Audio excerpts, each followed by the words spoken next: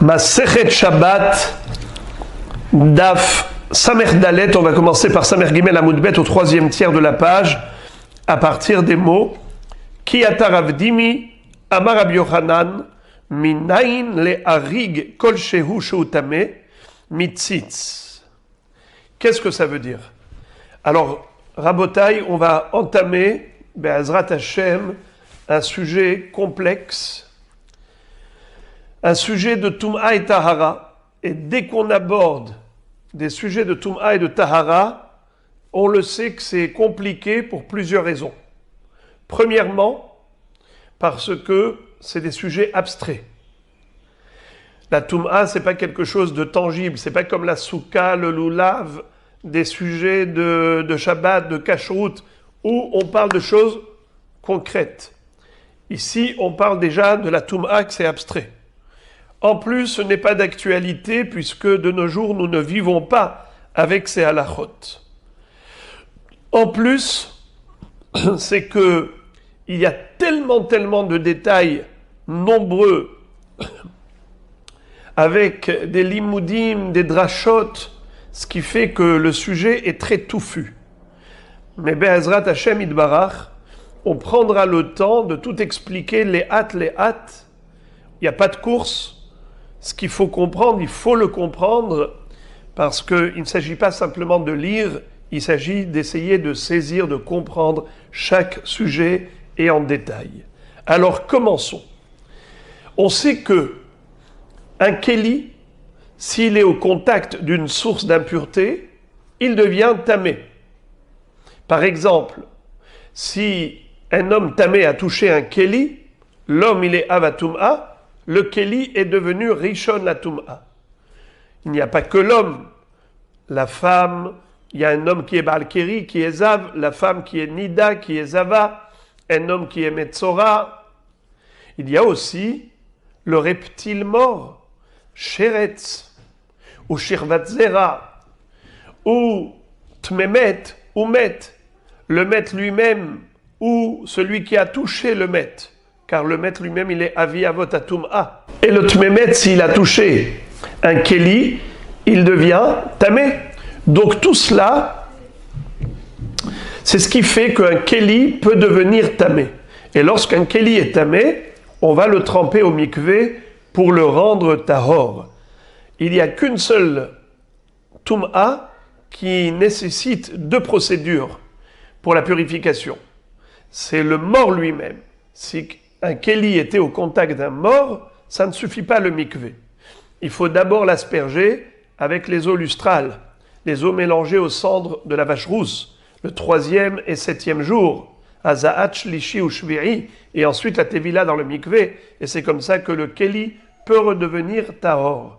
Ça, c'est donc la généralité. Maintenant, on va apprendre le din des matériaux et le din des shi'urim. C'est-à-dire, dans la Torah, on nous parle de différents kelim, pas seulement de kelim, mais même de beged, ou bien kli'or. On parle de sac. Qu'est-ce que c'est que beged? Beged, c'est un vêtement, un tissu. On parle de sac. C'est quoi sac? C'est du poil de chèvre. On parle aussi de Tarshit, dans la guerre de Midian, les guerres contre les Midianim, quand les Bnei Israël avaient livré guerre aux Midianites, ils avaient remporté une victoire, ils ont ramené avec eux du butin. Il y avait là-bas des bijoux, toutes sortes de Tarshitim, Etzada, Agil, Kumaz, et ainsi de suite. On va voir que même les Tarshitim sont Mekablim Tum'a. Pas seulement un kéli, un ustensile avec lequel on travaille. Un bijou, aussi, les mekabel tum'a. Alors maintenant, on va parler justement des tarshitim, des kélim, et des harigim, des petits fils ou des petits tissus. Donc on va rentrer dans tous ces détails. Voici l'introduction. On commence. Ki ata Rav Dimi amar Rabbi Yochanan, minayin le harig kol shehu tameh. Rabbi Yochanan a été cité par son élève qui s'appelait Rav Dimi. Lorsqu'il est venu d'Eretz Israël en Babylonie, alors là je vous le dis entre parenthèses, il est arrivé dans la ville de Abaye, qui était la ville de Pumbedita en Babylonie. Et là-bas il leur a fait une dracha en disant: d'où apprend-on qu'un tissu quelconque peut devenir tamé au contact d'une source d'impureté? Minayin le harig kol shehu tameh. C'est quoi harig? Harig, ça veut dire un tissu. Hariga, c'est le tissage. Harig, c'est le tissu. D'où sait-on qu'un tissu de n'importe quelle taille, harig kol shehu mekabel tum'a? Alors il répond: mitzitz. On l'apprend qu'il est tamé, on l'apprend de tzitz. De la même façon que le tzitz fait partie des vêtements des Kohanim, et il est mekabel tum'a, puisqu'il fait partie des vêtements des Kohanim, et c'est un tarshit. Puisque ça fait partie des tarshitim du Kohen, donc c'est sûr que c'est mekabel tum'a. Donc à partir de quand le harig s'appelle harig, afilu kol shehu? Et d'où je sais que afilu kol shehu, même d'une très petite taille, ça s'appelle harig, un tissu? Eh bien, grâce à tzitz. La source, la référence, c'est tzitz. Qu'est-ce que c'est tzitz? C'est la plaque frontale qu'avait le Kohen Gadol. Alors Rav Dimi avait cru que c'était un harig. Il avait cru que c'était un harig. C'est fait avec du tissage. Alors il y a le pirouche du Ritba qui dit que c'était un tissu et dessus il y avait une plaque frontale en or, et tout cela c'est le tzitz, tandis que le Sfat Emet comprend que le tzitz lui-même, d'après Rav Dimi, au début il croyait que le tzitz n'était pas une plaque frontale, une plaque en or, en métal. Il croyait que c'était des fils d'or et qu'on avait tissé le tzitz. C'est comme ça que le Sfat Emet comprend. En tout cas, puisque le tzitz, il est très petit, et tout de même, il s'appelle Tarshit, et il est Mekabel Tum'a. Donc, la même chose, un harig kol shehu, un tissu quelconque, de n'importe quelle taille, peut être Mekabel Tum'a. Voilà. Maintenant, Tosfot pose une question. Vous y avez certainement pensé. Il n'y a pas très longtemps, on avait appris que le beged, un tissu, peut être mekabel tum'a qu'à partir du moment où il y a une taille minimale de shalosh etzbaot al shalosh etzbaot. Il faut une taille minimale de 3 doigts sur 3 doigts. Nachon, vous vous rappelez de ça? On avait même appris que les aniim, les pauvres, se servaient d'un tel tissu, ils ne le jetaient pas à la poubelle, ils s'en servaient pour faire du raccommodage. Tlaï alabgadim, s'il y avait un trou dans le pantalon ou dans la veste, ils allaient se servir de ce tissu comme pièce de raccommodage. Donc ça s'appelle beged. Et c'est mekabel tum'a à ce titre. Alors la Gemara maintenant, Tosfot maintenant s'étonne. Qu'est-ce que la Gemara est en train de chercher là? Une preuve que le harig kol shehu est mekabel tum'a. Mais c'est juste impossible, puisque ce n'est pas vrai. On avait appris que pour être mekabel tum'a, il fallait qu'il y ait une taille minimale de 3 etzbaot al shalosh etzbaot. Alors comment est-ce que tu es arrivé à kol shehu? C'est pas possible. Tosfot nous disent que on parle de 2 cas différents. Là-bas, on parlait de ba mi beged gadol, c'est-à-dire D'abord, j'avais un grand tissu, et après, j'ai coupé un petit bout. Il me reste un petit chiffon. Eh ben, je peux le jeter à la poubelle. Alors, on dit non. Tant qu'il lui reste encore 3 etzbaot, eh bien, il a une hashivut. Ce beged, il a une hashivut pour les aniim. Ils peuvent en faire une pièce de raccommodage. Ils ne le jettent pas à la poubelle, et c'est mekabel touma. Ou bien autre chose, nous dit Tosfot, si on a commencé à tisser, on avait l'intention de faire un grand tissu. On commence. À partir de quand c'est mekabel touma? À partir du moment où on a tissé kedé shalosh etzbaot. Voilà, shalosh etzbaot al shalosh etzbaot, minimum. Tandis que ici on parle de quoi? D'un harig qui depuis le début était fait et réservé à être comme cela, c'est-à-dire moins que 3 etzbaot. Quel est le din? Est-ce qu'il est mekabel tum'a ou pas?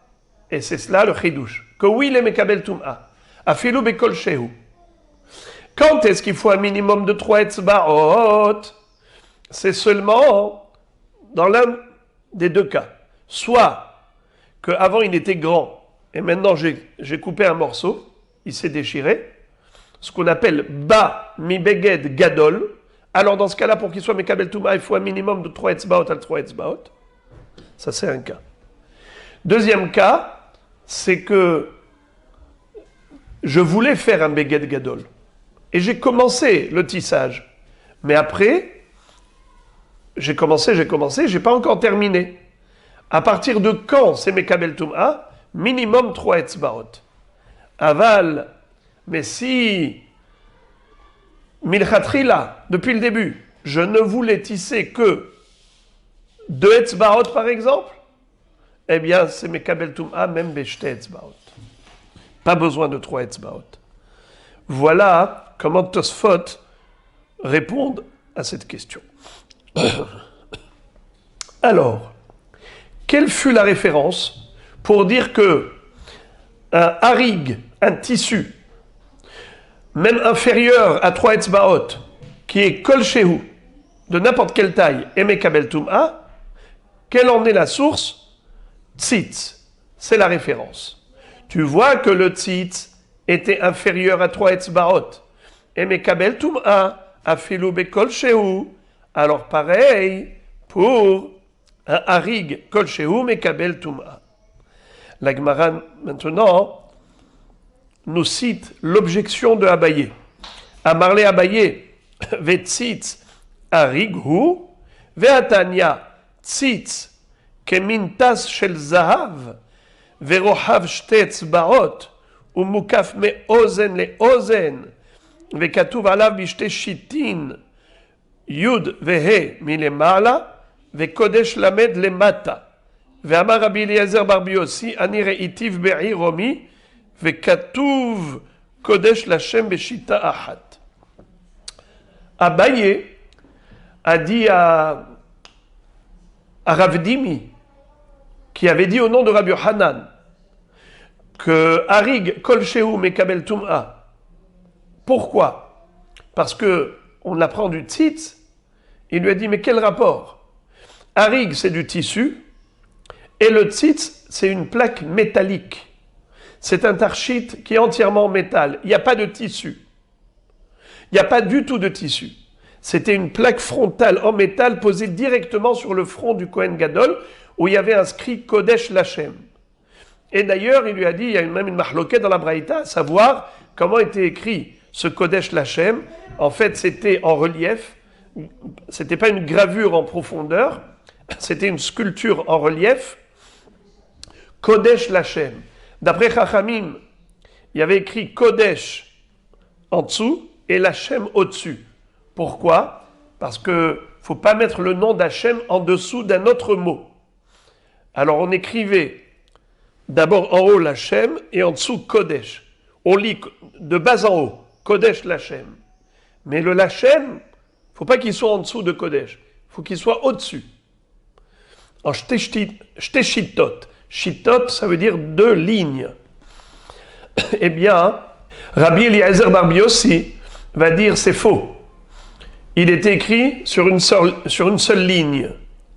Car moi, de mes propres yeux, j'ai eu l'occasion d'aller à Rome et j'ai rendu service à l'empereur romain. Et pour me récompenser, il m'a dit « Qu'est-ce que tu veux ?» Je lui ai dit que j'ai envie de voir les kélim du Beth Amikdash qui se trouve au Vatican. Et il m'a permis. Et j'ai vu là-bas le tzitz où il y avait écrit Kodesh Lachem et en une seule ligne. Kodesh Lachem. Beshita Ahat. Entre parenthèses, comment ça se fait que les Chachamim n'étaient pas d'accord avec lui alors que lui, il a vu de ses propres yeux? C'est qu'ils se sont dit, c'est vrai que même Beshita Ahat, c'est valable, mais en général, ils avaient l'habitude de l'écrire en deux chitotes, en deux lignes, avec l'Hachem au-dessus. Et ce qu'il a vu, c'était un tzitz qui avait été fait occasionnellement comme ça. Mais ce n'est pas une référence pour la généralité. Ça veut dire qu'en général, il faisait en deux lignes. Maintenant, Tosfot même ne sont pas d'accord pour dire que c'était en deux lignes l'Hachem en haut et Kodesh en dessous. C'était parce que ce n'est pas lisible. En fait, regardez ce que dit Tosfot. Vekatuv alav bishne shitin ot yud vehe milemala vekodesh lamed lemata nir'e lerabenu tam shaya katuv yud vehe besof shita rishona vekodesh lamed bitchilat shita shniya ve'ashta nikra yafe ve'en lefaresh kemashma'o deim ken eno nikra keilchato. Tosfot disent qu'il est écrit comme ça. On a une plaque frontale. Il était écrit Kodesh Lamed au début de la deuxième ligne, la ligne d'en dessous, et le Yud Kevav Kek est écrit tout seul dans la ligne du dessus, mais à l'extrémité, de manière à ce qu'on peut lire. On lit Kodesh Lamed en dessous, et on lit Yud Kevav Ke au-dessus. Et quand tu lis de droite à gauche, tu lis Kodesh Lamed Hashem. Mais au moins, c'est suivi. Seulement, l'Hachem, il est plus haut que Kodesh Lamed. Mais si tu vas me dire que le Yud Kevavke, il est au-dessus du Kodesh Lamed, ce n'est pas lisible. Qu'est-ce que tu lis? Tu lis Hachem et tu lis Kodesh Lamed. Ça ne veut rien dire. Tandis que si tu les écris au moins en quinconce, c'est-à-dire à droite, il y a écrit Kodesh Lamed et à gauche, il y a écrit Yud Kevavke. Bien que le Yud Kevavke, il est plus haut, il est dans la ligne supérieure et Kodesh Lamed dans la ligne inférieure, mais au moins, tu lis Kodesh Lachem. Tout cela, on l'a cité pourquoi? C'est Abaye qui a cité cette baraïta pour objecter, pour réfuter Rav Dimi. Il lui a dit, c'est pas possible ce que tu dis. Tu me dis que la référence pour la Toum'a du Harig, en disant que Harig Kolshehu Tamé, et nous on sait que Harig Kolshehu Tamé, c'est parce que le tzitz s'appelle Tarshit, tout en étant Kolshehu. Si c'est ça ta preuve, ce n'est pas une preuve, car le tzitz, il est en métal, et le harig, c'est du tissu. Alors que le tzitz soit mekabel tum'a, parce que c'est un tarshit, ça c'est une chose. Parce que, en effet, c'est du métal. Mais en quoi c'est une preuve pour du tissu? Il y a choliot que le tissu, il est mekabel tum'a, que s'il y a 3 etzbaot sur 3 etzbaot.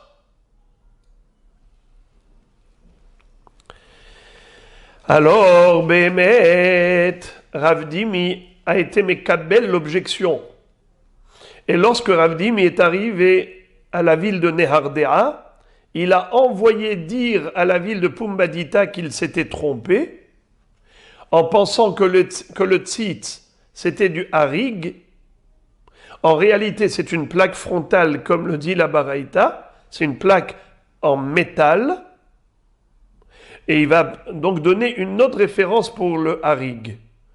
Il va maintenir la halacha que le harig kol shehu mekabel tum'a, mais c'est à partir d'une autre source. Pas basé sur cette référence du tzitz, car le tzitz, c'est du métal, c'est pas du tissu. Alors relisons, parce que tout ce que je vous ai dit, c'est que de l'oral. Lisons. Qui ata Rav Dimi amar Rabbi Yochanan. Lorsque Rav Dimi est venu d'Eretz Israël, à la ville de Pumbadita où il y avait Abaye, il a dit au nom de Rabbi Yochanan, Minaïn le harig kol shehu shehu tamé, d'où sait-on qu'un tissu de n'importe quelle taille devient tamé s'il était au contact d'une source d'impureté? Mitzitz. La référence, c'est tzitz. C'est-à-dire comme cette plaque que portait le Kohen Gadol sur son front, c'était du tissu, c'était comme dit Ritba, sur du tissu, un plaque qui était sur le tissu, ou bien comme dit le Sfat Emet, que c'était lui-même tissé en fil d'or. C'est comme ça qu'au début, Rav Dimi croyait que le tzitz, c'était pas une plaque métallique, mais c'était plutôt des fils d'or avec lesquels on avait tissé le tzitz. Et donc, puisqu'il fait moins que 3 etzbarot, il est tamé, alors même un harig normal qui fait moins de 3 etzbarot deviendra tamé. Abaye a réfuté. Amarle Abaye ve tzitz harigou. Comment tu peux croire que tzitz, il est tissé en fil d'or, comme dit le Sfat Emet, ou bien posé sur un tissu, comme dit le Ritba? Comment tu peux croire une chose pareille? Mais le tzitz, c'était qu'une plaque métallique que le Kohen Gadol posait sur le front. Il n'y avait aucun tissu. Ve'atania, d'ailleurs, il est écrit dans la braïta suivante, tzitz, kemintas shel zahav, c'était comme une plaque en or, verohav shete etzbaot, qui avait une largeur de 2 doigts, ou mukaf me ozen le ozen, et qui allait d'une oreille à l'autre du Kohen Gadol, c'est-à-dire c'était sur son front d'une oreille à l'autre, vekatuv alav bishte shitin, et il était gravé sur lui, plutôt en relief, en 2 lignes, Yud vehe lemala, il y avait la lettre Yud et le He, pas seulement. La Gemara n'a pas voulu dire Yud ke vav ke, elle a dit juste le Yud et le He, mais en réalité il y avait les 4 lettres du tétragramme, Yud ke vav ke lemala, dans la ligne supérieure, ve kodesh lamed lemata, et dans la ligne inférieure il y avait écrit Kodesh lamed, et comme j'ai dit, Mahloket, Rashi et Tosfot, comment c'était écrit? D'après Rashi, c'était Yud Ke Vav Ke en haut et Kodesh Lamed en dessous, tandis que Tosfot disent que c'était en quinconce, comme j'ai dit tout à l'heure. Ve'amar Rabbi Eliezer Bar Biossi. Et dans cette braïta, nous voyons que Rabbi Eliezer Bar Biossi, d'ailleurs, s'est opposé au Hachamim en disant Aniraitiv Be'i Romi. Moi, je l'ai vu là-bas à Rome, le tzitz, Ve'katuv Kodesh Lachem Beshita Ahat. Il y avait écrit Kodesh Lachem sur la même ligne. En tout cas, tu vois que c'était uniquement une plaque métallique en or et ce n'était pas du tout du tissu. Alors quel rapport avec le tissu? C'est la raison pour laquelle Rav Dimi va modifier ce qu'il a dit. Qui salik Rav Dimi les Nardea, lorsque de Pumbadita il va aller à Nardea, il va envoyer un courrier à Pumbadita pour se raviser. Shalach Lehu, il leur a envoyé dire Dvarim shamarti lachem ta'ut hambiyadi. Ce que je vous ai dit, c'est une erreur. Je vous ai dit que la référence du harig, c'est le tzitz, c'est faux. Car le tzitz est en métal, le harig est en tissu. Donc aucun rapport. Abaye avait raison dans son objection.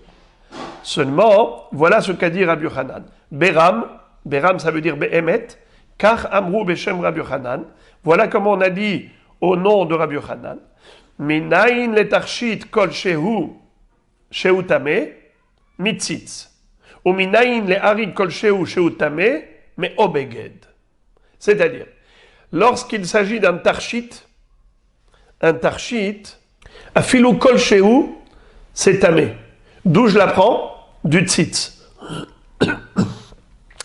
Comme le tzitz était petit, malgré tout, il était considéré tarshit. Ainsi, un tarshit, même petit, Ine mekabel tum'a. Maintenant, tissu. D'où sait-on qu'un tissu kolchehu mekabel tum'a? Réponse, c'est d'une dracha. Il est écrit O Beged à propos du tum'a sheretz. Je vous lis le passouk, c'est écrit comme ça. À propos d'un reptile mort qui était au contact d'un keli ou d'un vêtement. Je vous lis le passouk. C'est écrit dans Parashat Shemini. Vechol asher yipol alav mehem bemota itma. Tout objet sur lequel est tombé un reptile mort, il deviendra tamé.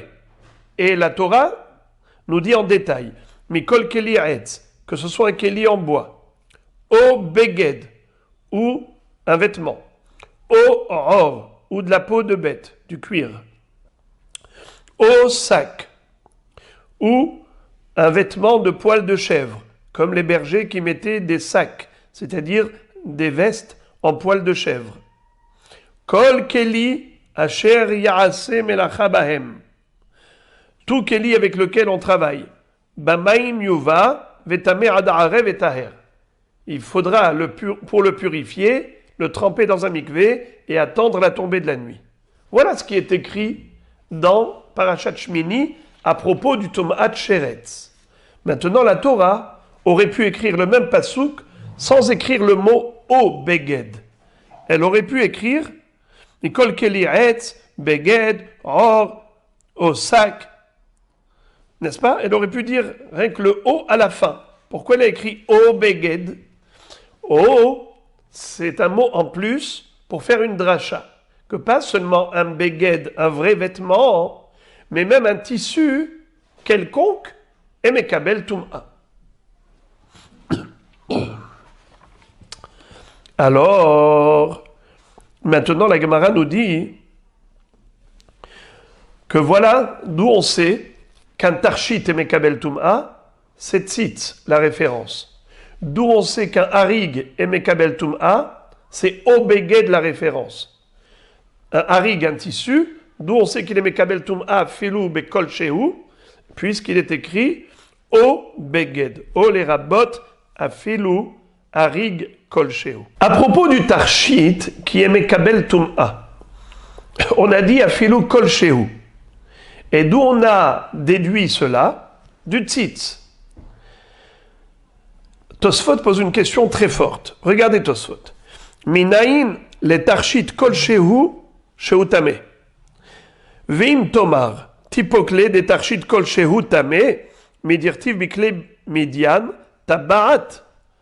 Tosfot disent, mais on voit dans la paracha de Milchemet Midian, de laquelle on déduit toutes les halachot de Tum'a pour les kelim, là-bas il est écrit que même les tarshitim, tels que tabaat, comme une bague, un anneau, qui est petit, et malgré tout la Torah nous dit que c'était tamé, qu'il fallait purifier.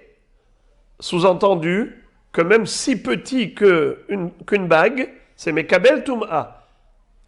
Et la bague c'est encore plus petit que le tzitz. Alors qu'est-ce que j'ai besoin d'aller chercher le tzitz comme référence? Mais j'ai pas besoin de ça. C'est écrit clairement dans la Torah, tabaat. C'est la question de Tosfot. V'yesh lomar de'efshar shatabaat yi'ava ugdola me'od velo ave kol shehu. Tosfot disent qu'il est possible que la bague elle était très épaisse, très grosse, et peut-être c'est pour ça que c'était mekabel tum'a. C'est pour ça qu'on a amené la plaque frontale, le tzitz, qui était une plaque métallique très fine, très petite, pour dire que c'est mekabel tum'a afilou bekol shehu. Et maintenant la Gemara nous cite une braïta toujours à propos du même sujet. Tanu Rabanan harig kol shehu tameh vetarshit kol shehu tameh. Donc ce qu'on vient de dire c'est confirmé par la braïta suivante que harig kol shehu tameh et tarshit kol shehu tameh. D'accord? Jusque là c'est ce qu'on a déjà appris. Mais maintenant regardez combien c'est curieux. Harig vetarshit kol shehu tameh. La braïta nous rajoute un chidouche. Quel est le din si j'ai la moitié, c'est du tissu, et la moitié, c'est un tarshit? C'est-à-dire que, par exemple, j'ai fabriqué un tarchit qui est à la fois tissu et à la fois en métal. J'ai cousu les deux. Est-ce que c'est Mekabel Toum'a? Alors qu'est-ce qu'on nous dit? Oui. Et la Braïta, d'où elle le sait? Arik vetarchit kol shehu tameh. Moussaf sakalabeget shehu tameh mishum arig. En plus, elle me rajoute, quatrième halakha, sac. Le sac, il a une halakha supérieure au beged, shehu tameh gamishum arig. Fin de citation de la Braïta. Avant d'expliquer, je voudrais d'abord lire la suite. Amarava. Arig kol shehu tameh, mais obeged. Tarchit kol shehu tameh, mitzitz. Arig ve tarchit kol shehu tameh, mikol keli maase. Qu'est-ce que ça veut dire? Ici, on nous dit que pas seulement le harig kol shehu est tameh, qu'on a déduit de obeget, O, à propos de Sheretz, pas seulement Tarchit Kol Shehu est tamé, comme on a appris du Tzitz, mais aussi si on a assemblé les deux en même temps et qu'on a fait une pièce qui est composée de deux éléments, de Harig et de Tarchit, et je les ai assemblés les deux, ils fusionnent en une seule entité, d'où je sais que Afilu Kol Shehu tamé, réponse, Harig et Tarchit, d'où je la prends? Je la prends d'un pasouk, Kol Keli Maase. À propos de Milchemet Midian, il est écrit, après avoir énuméré tous les Kelim, ceci et cela, on te dit, Kol Keli Maase. C'est quoi Kol?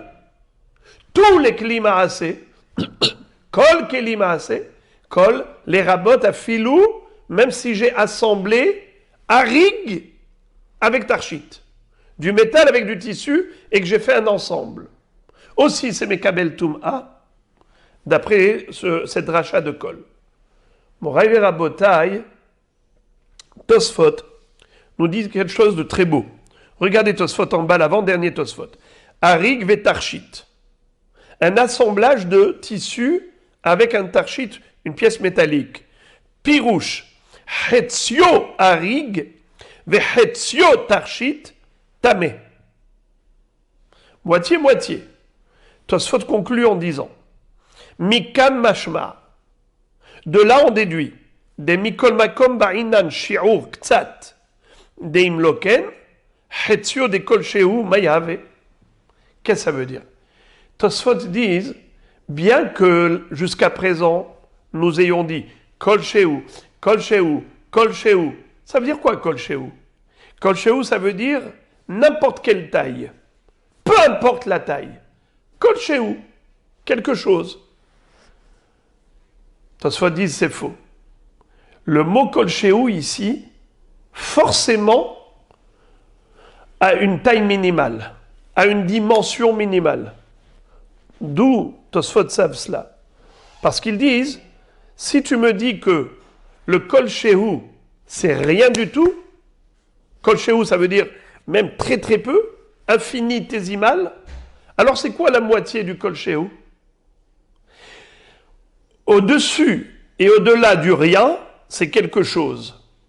Même une taille infinitésimale. Nahon? Même si c'est à peine visible à l'œil nu, ça s'appelle kol shehu. Si tu traduis le mot kol shehu littéralement, c'est quoi kol shehu? Kol shehu. Alors, à partir du moment où j'ai une taille minimale, ça s'appelle quelque chose. Maintenant, c'est quoi la moitié de ce kol shehu? Ça n'existe pas. Comment tu vas faire la moitié du kol shehu? Ce n'est plus visible après. Alors c'est quoi? Que tu me dis maintenant, il a fait la moitié harig, la moitié tarchit. Mais si tu me dis que en tout c'est kol shehu, alors comment tu fais la moitié du kol shehu harig et la moitié du kol shehu tarchit? Elle est bonne celle-là. Tosfot disent il y a forcément une taille. C'est quoi la taille minimale? Je n'ai pas trouvé dans les Mefarshim, avec beaucoup de regrets, je ne trouve pas de Mefaresh clair là-dessus, mais mon cœur me dit que le kolshéou, c'est 2 etzbaot. D'où je sais? Eh bien, du tzitz. Puisque on vient de dire que la référence c'est tzitz, puisqu'on a dit que tarshit kolshéou, d'où je sais qu'il est tamé, c'est du tzitz. Alors, le tzitz, il avait combien de largeur? On vient de le dire. La Braïta nous a dit clairement, Rochav, shte etzbaot. S'il était d'un Rochav, shte etzbaot, donc, quand on a dit que lui, il est la référence pour la Tum'a, du Tarshit, donc il faut un minimum de 2 etzbaot. Et là, tu peux comprendre que c'est la moitié, c'est etzba, ve etzba. C'est comme ça que je comprends. Parce que sinon, si on va dire kol shehu, ça veut dire vraiment, même plus petit que le tzitz, d'où tu le sais? On peut pas se permettre d'inventer des halachot, puisqu'on te dit minaïn, les harig et kolshéou, mais obeged. Minaïn, les tarshit kolshéou, mitzitz. Donc ça veut dire que tzitz, c'est la référence. Et le tzitz lui-même, on a dit dans la Braïta, qui mesurait shtetz baot rohav. Donc on a compris que ça fait moins de 3 etzbaot. Un beged, en général, on avait dit que le beged du Hani, beba mi beged gadol, il ne le jette que si il a moins de 3 etzbaot. Et maintenant, on a dit à Chidouche que c'est seulement si au début c'était un grand beged et qu'ensuite il a été déchiré. Là, il y a un minimum de 3 etzbaot. Mais si milchatrila, je l'ai fabriqué comme ça, alors même moins que 3 etzbaot, il est tamé. Alors, dans le Tarshit, qu'est-ce que tu m'as dit? Aussi, Tarshit kolshéou. Et quelle est la référence? Tzitz. C'est-à-dire, mais même le tzitz, il a 2 etzbaot. Ne me dis pas moi. Si tu me dis moi, tu n'as aucune référence. C'est, à mon humble avis, ce que je pense comme pirouge de Tosfot. Parce que Tosfot disent Mikan mashma de mikol makom ba'inan shi'ur ktsat de imloken hetzio de kol she'u mayave. Alors, c'est quoi ce shi'ur en question? Alors, mon rêve Rabotai, c'est vrai que dans cette baraïta, on a vu 4 halachot. Les 3 premières, elles sont comprises. C'est la 4e halacha qui, a priori, est totalement opaque. On ne comprend pas ce que ça veut dire. On a appris dans la Braïta que Harig kolshéhu tamé, Tarshit kolshéhu tamé, Harig et Tarshit ensemble, kolshéhu tamé, et Rava a cité une référence pour chaque halacha. Harig, c'est quoi sa référence? C'est le mot obeged, n'est-ce pas? On a vu dans Tumat Shratzim, tout le passou que je vous ai lu tout à l'heure, le mot o et de trop, c'est ce qui vient nous rajouter. Harig kolshéhu. Tarshit kolshéhu tamé, on l'apprend du tzitz. Tzitz, c'est la référence pour Tarshit kolshéhu tamé. Et ensuite, l'assemblage des deux, Tarshit et Harig, ensemble, à Philo kolshéhu tamé, d'où on l'apprend de kol keli maasé, qui figure dans Milchemet Midian, par rapport au butin qu'ils ont récupéré de là-bas. Très bien. Maintenant, une phrase de la Braïta citée plus haut, qui est incompréhensible, c'est la dernière phrase. Regardez qu'est-ce qui est écrit. Moussaf, sak ala beged sheutame mishum harig. Ça veut dire que le sac, c'est le vêtement du berger qui est fait en poil de chèvre, eh bien, il est tamé aussi parce qu'il est harig. Ça veut dire que le sac, il a une supériorité par rapport au beged. C'est qu'il a une autre raison pourquoi il est tamé, le sac, c'est parce qu'il est harig. Et évidemment, la question saute aux yeux, et la Gemara va la poser plus tard. C'est quoi cette blague? Pourquoi le beged, c'est pas du harig? Comment tu fabriques un vêtement? C'est en le tissant. Donc, un vêtement, c'est aussi du tissu. Qu'est-ce que tu es en train de me dire là? Que le sac, c'est-à-dire le vêtement du berger fait en poil de chèvre, pourquoi il est Mekabel Tum'a en plus de ce qui est écrit dans la Torah? C'est parce qu'il est harig. Mais évidemment que le beged, lui aussi, il est harig. Alors je vois pas en quoi le sac il est supérieur au beged. La Gemara va répondre plus tard.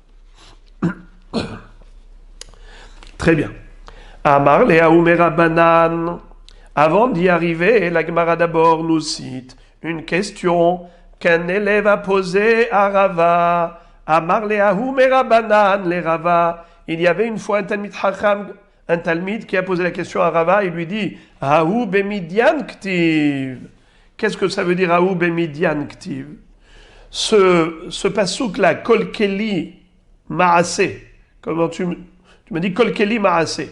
De là, on apprend qu'un harig mélangé au tarchit, on a fait un assemblage, c'est Mekabel Tum'a Filou Bekol Shehu.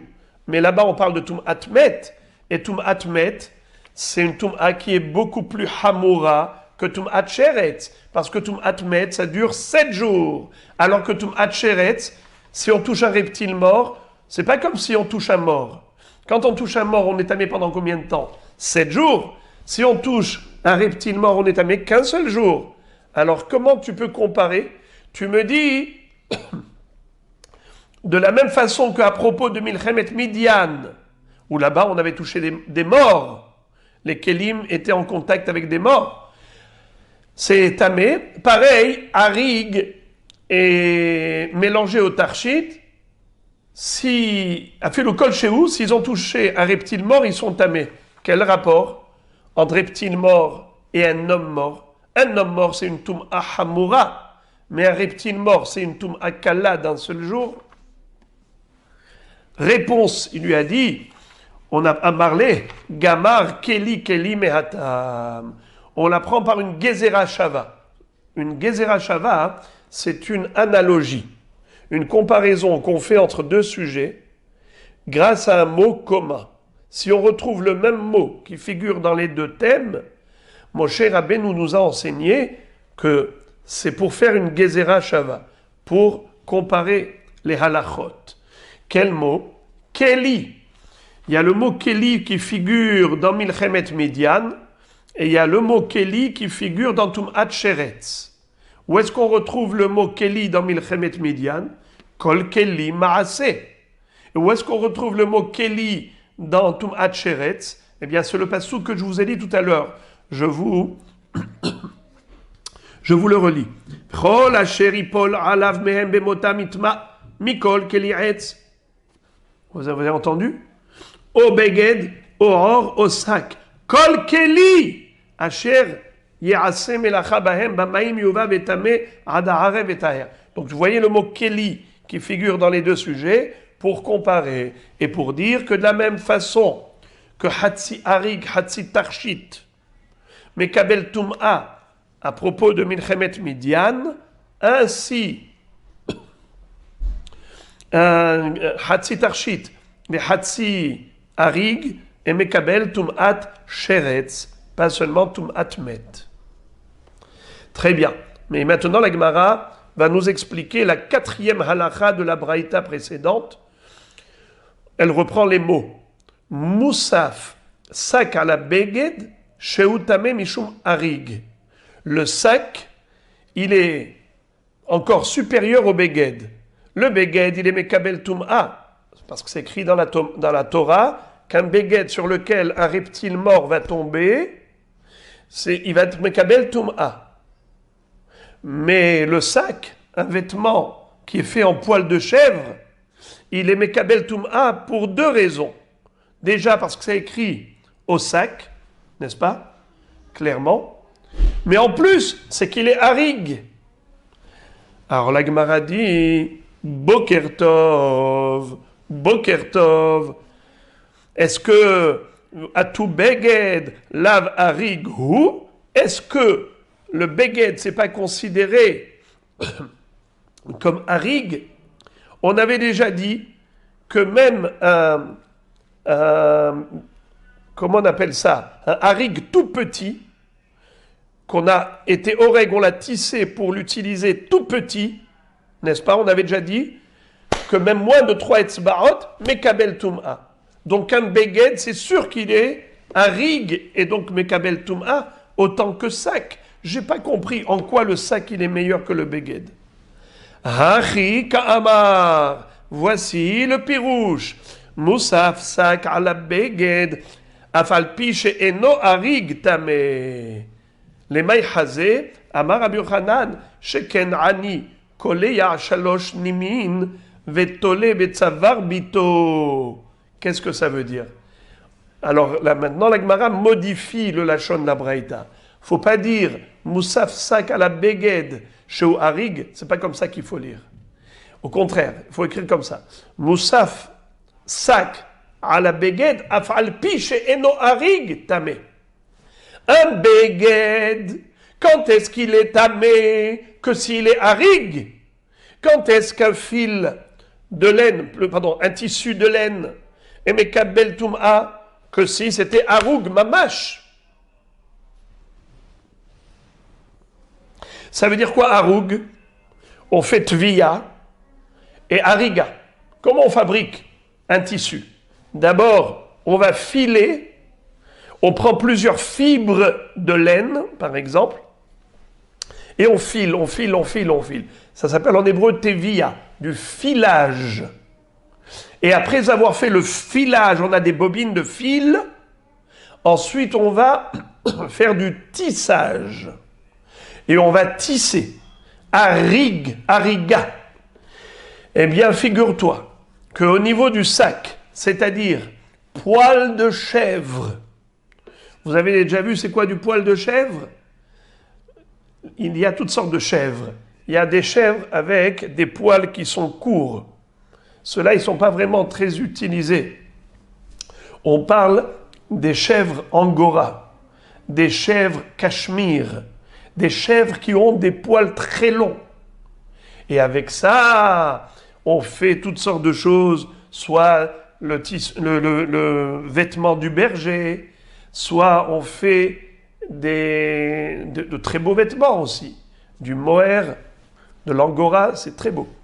Alors maintenant, quel est le din d'un fil, plutôt d'un collier, que le hani, il fait à sa fille en prenant juste 3 fils d'angora, 3 fils de poil de chèvre, et il lui fait un collier avec. Pourquoi faire? Pour lui accrocher après cela toutes sortes de pendentifs, pour faire joli. D'abord, il va teindre le collier lui-même, il va faire toutes sortes de pendentifs. Eh bien, en effet, c'est, nous dit Rabbi Yochanan, la raison pour laquelle c'est hachouv. Eh bien, le poil de chèvre est plus hachouv qu'un beged. C'est-à-dire, il est mekabel tum'a plus qu'un beged. Un beged n'est mekabel tum'a que s'il est tavouille ve harig. Tandis que le poil de chèvre, même s'il n'est pas harig, le simple fait de l'avoir tressé, de l'avoir torsadé, déjà c'est considéré comme harig. Il est mekabel tum'a. Regardez s'il vous plaît les premières petites lignes de Rashi dans Daf Samer Dalet. Koleya, avant ça, excusez-moi. 3e des grandes lignes de Rashi en haut. Sak ou asouy minotza shel izim. Sak, quand la Torah nous dit sak, c'est quoi? C'est fait avec du poil de chèvre. Chez Afalpi, chez Eno Harig, bien qu'il ne soit pas vraiment tissé, et la Kela Katan, c'est une petite tresse. Asa min notza shel izim, qu'il a fait avec du poil de chèvre. Litlot bo bate nefesh le tzavar bito, pour accrocher toutes sortes de pendentifs au cou de sa fille. Tamé, c'est mekabel tum'a. S'il était au contact d'une source d'impureté, il peut devenir tamé. Pourquoi? Chez Darko Bekar, parce que c'est comme ça qu'on fabrique ce collier. Vetarchit, et ça s'appelle tarchit. Ve'achika amar, et voici le sens de la baraïta. Sheu tamé mishum harig, afalpi she'eno harig. Qu'est-ce que ça veut dire, sheu harig? Dans la baraïta, c'est écrit sheu harig. Et moi, je vous ai dit qu'il fallait corriger afalpi she'eno harig. Pirouche, Afalpi chez Eno Harig ou Kmo Harig. Bien qu'il ne soit pas vraiment tissé, il est juste tressé. Il prend 3 fils et il les torsade ensemble et il en fait un collier pour sa fille pour accrocher toutes sortes de pendentifs. Bien que cette kli'a, ce tressage, n'est pas une hariga, c'est pas un vrai tissu, bien que ce soit pas du tissu, c'est comme du tissu. C'est mekabel tum'a comme si c'était harig.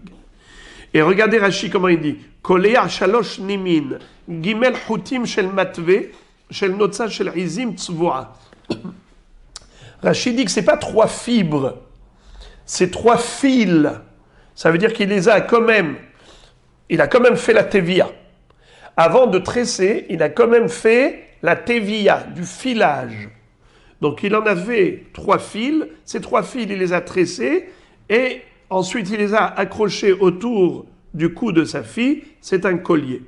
Vetole vetsavar bito, Rachid de dire, ou kliata zoi arigato, ce tressage égale tissage.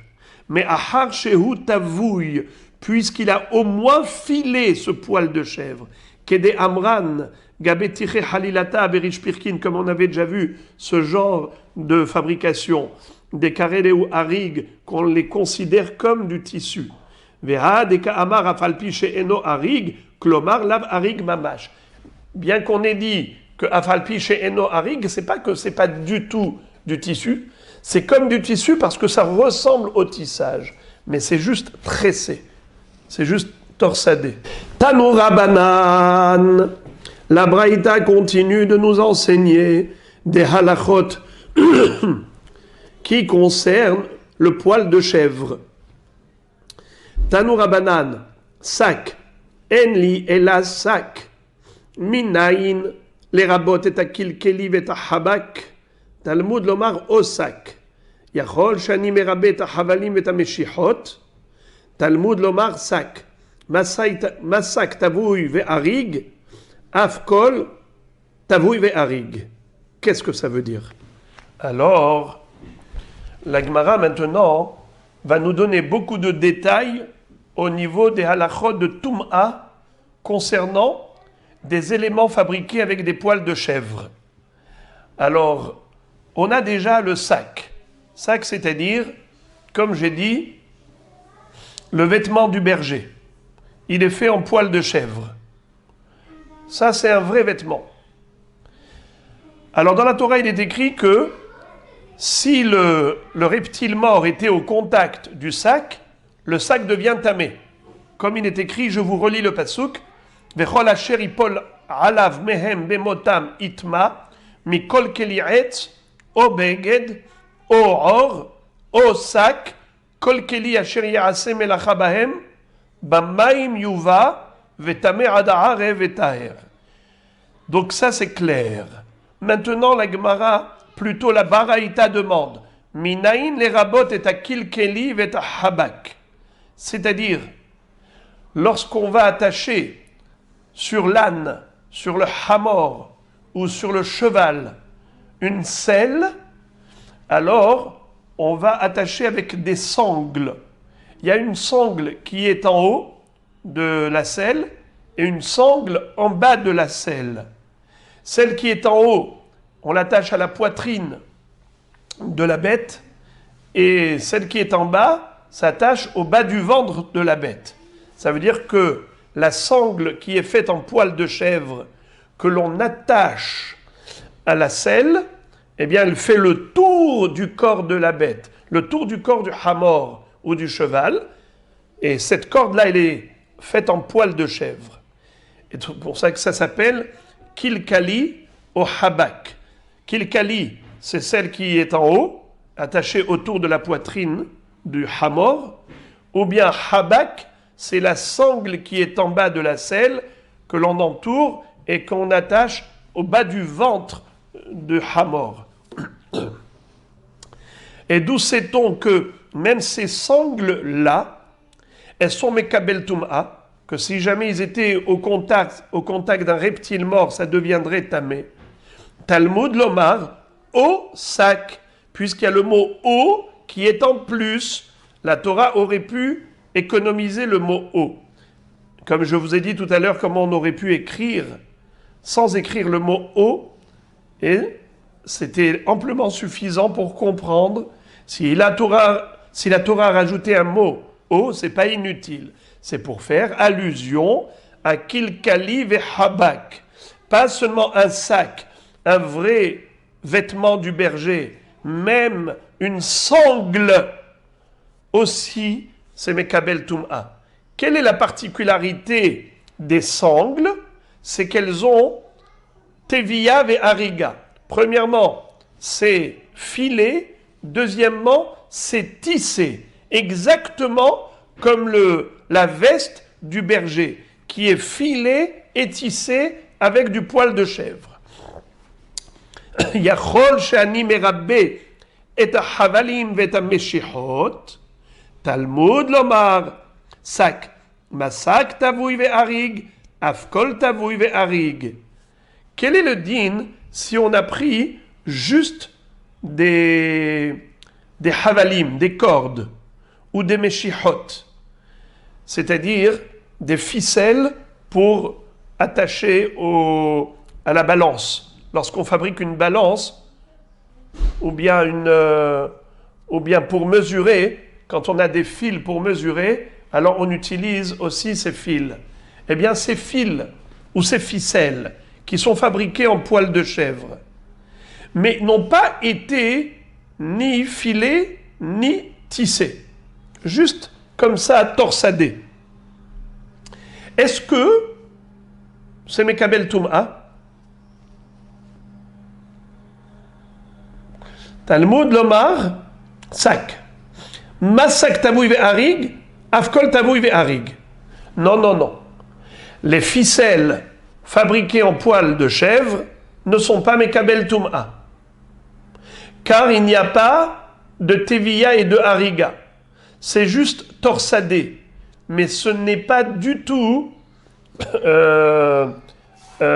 filé et tissé.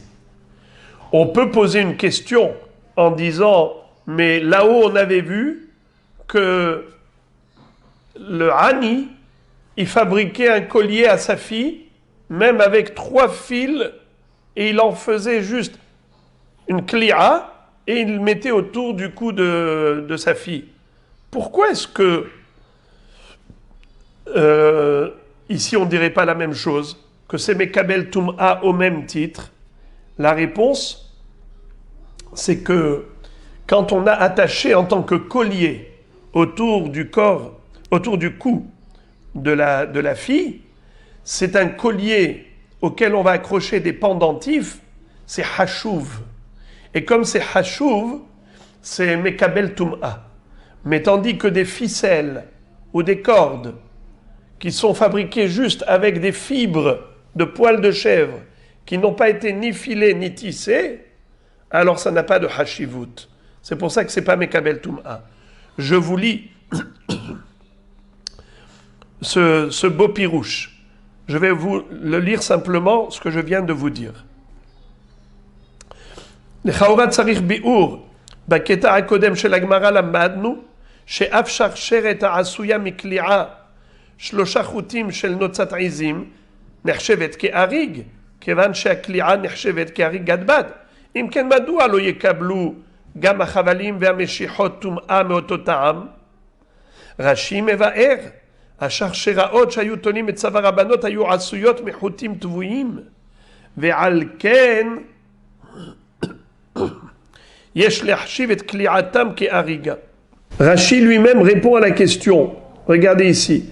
Et il dit Velo dami le kolei a shalosh nimin del'il deatam tavuyhu vezoy arigato. Ça veut dire que au niveau du collier de la jeune fille, c'était au moins filé, et après ça, il a torsadé, il a mis autour du cou. Mais au moins il y avait du filage. Tandis qu'ici, il n'y a même pas de filage. C'est stam, une ficelle. Jusqu'à présent, la Baraïta a traité les dinim du poil de chèvre par rapport à Tum'at Sheretz. Alors regardez les amis, répétons en résumé. on a parlé d'un vêtement de poil de chèvre, également de sangles faits avec du poil de chèvre. Ensuite, on a parlé de collier qui est fabriqué avec du poil de chèvre. Après, on a parlé de fils, des ficelles de poil de chèvre. Quel est le din rabotai d'un sac, c'est-à-dire le vêtement du berger? S'il était au contact d'un chéretz mort, tamé ou pas tamé? Oui. C'est écrit clairement dans la Torah, au sac. Quel est le din des sangles qui sont tissées, filées et tissées? Mais Kabel Touma, oui, on l'apprend d'où? De au sac. Le mot au qui est en plus. Quel est le din d'un collier que fabrique le pauvre pour mettre autour du cou de sa fille pour accrocher après des pendentifs? Mais Kabel Touma, oui, bien que c'est que tavouille et ce n'est pas harig. Tandis que des ficelles qui ne sont ni filées ni tissées, c'est juste torsadé pour fabriquer en tant que ficelle, en tant que fil, Ma'adin, ce n'est pas Mekabel Tum'a. Haré ou Omer, Bemet, Bechol Beged, Bechol Kelior, Bechol Maaseh Izim, Tithata'u. Maintenant, la Gemara va basculer du sujet de Tum'at Sheretz au sujet de Tum'at Met. C'est-à-dire que la Torah nous a enseigné qu'il existe plusieurs sources d'impureté. Soit le reptile mort, si je le touche, eh bien je suis tamé un jour, il suffit que j'aille au mikvé en journée et à la nuit, à la tombée de la nuit, je suis tahor, tandis qu'un kéli qui était au contact d'un mort, ça ne suffit pas un jour, il faut 7 jours, comme un homme, et pour la purification, il faut aspersion des eaux de Paradouma et ensuite le mikvé. Haré ou Omer Bemet, maintenant la Braïta va analyser, le pasouk qui parle de Tum'at Met. Vechol keli or, vechol maaseh izim, vechol keli etz tithata'u. On parle toujours de Milchemet Midian. Lorsqu'ils ont récupéré le butin, il y avait dedans des bgadim, il y avait dedans keli or, c'est-à-dire des kelim qui sont faits avec du cuir ou de la peau de bête. Vechol maaseh izim, et toutes sortes de kelim fabriqués avec du poil de chèvre.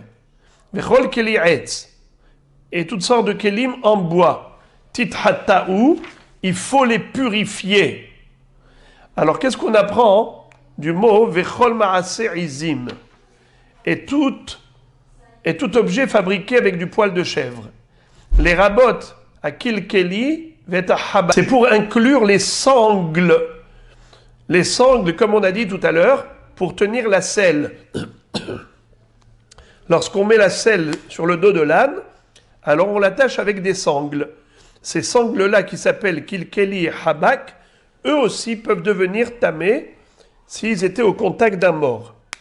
Question.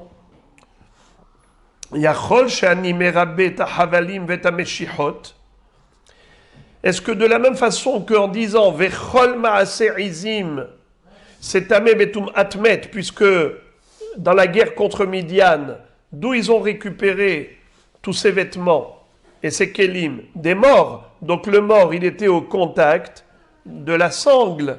Est-ce que, de la même façon que les sangles en poil de chèvre sont tamées au contact du mort, ainsi des ficelles, des havalim et des meshihot, toutes sortes de fils qui étaient au contact du mort, ont peut-être contracté la tum'a du mort?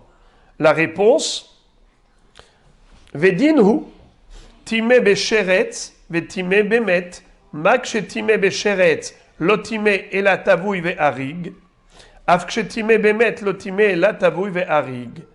La réponse, c'est que non, c'est pas tamé. Pourquoi?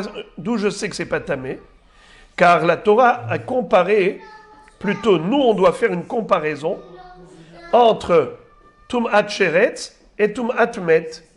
De la même façon que pour Tum'at Sheretz, on a vu clairement que les ficelles et les cordes ne sont pas tamées, nachon, ainsi, pour Tum'at Met, les ficelles et les cordes ne doivent pas devenir tamées. Si la ficelle a touché le mort, ça ne sera pas tamé, exactement comme la ficelle qui a touché un reptile mort, duquel on a déjà appris précédemment que ce n'est pas Mekabel Tum'a. Pourquoi ce n'est pas Mekabel Tum'a?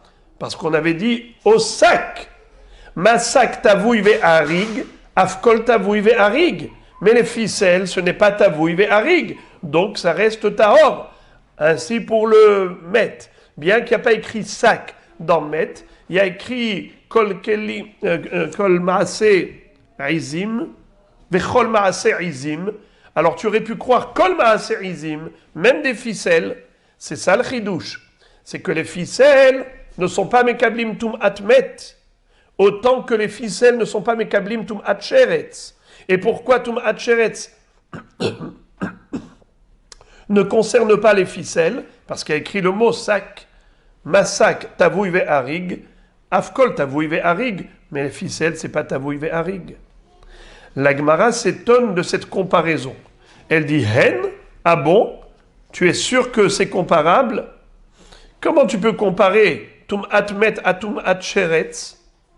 Im hekel betme sheretz shehi kala, nakel betum'at met shi hamura. Si on voit que la Torah elle a été tolérante et indulgente à l'égard des ficelles pour la Tum'at Sheretz, elle a dit que les ficelles ne sont pas mekablim Tum'a de Tum'at Sheretz, tu vas dire que pour autant les ficelles ne sont pas mekablim Tum'at Met, mais Tum'at Met c'est beaucoup plus hamour. La preuve c'est qu'on est tamé Shiv'a Yamim, alors que Tum'at Sheretz on est tamé qu'un seul jour. Alors tu ne peux pas comparer. Je pourrais te dire que Vechol Maase Izim, qui est dit dans Tum'at Met, ça inclut même les ficelles. Comme quoi les ficelles, elles peuvent contracter la Tum'a du mort, bien qu'elles ne peuvent pas contracter la Tum'a du reptile mort. Réponse. Talmud lomar beged ve'or, l'exera shava. Ne'emar beged ve'or besheretz, ve'ne'emar beged ve'or bemet.